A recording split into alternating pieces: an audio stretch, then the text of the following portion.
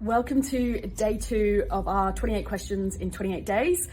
Question today was, how do I motivate my sales team? You would not believe how many times we are getting this question at the moment. Where I start with this question is breaking it into 2 parts.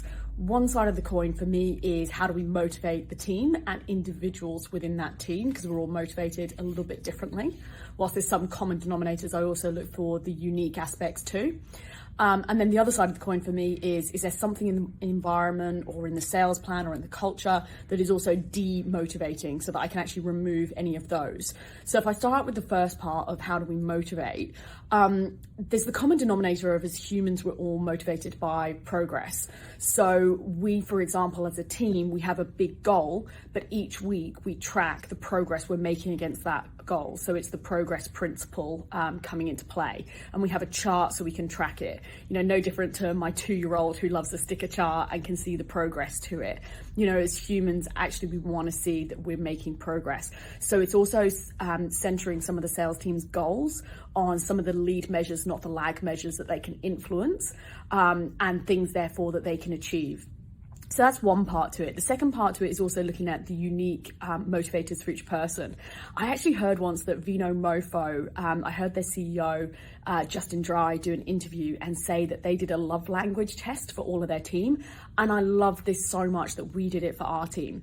So for some people, they might really be motivated by words, so more thanks and praise and public acknowledgement.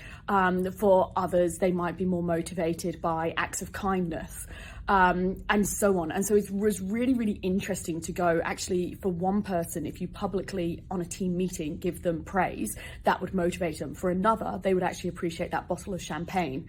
And so understanding some of those little factors as well, I think, are really interesting right now, and not necessarily treating everyone the same.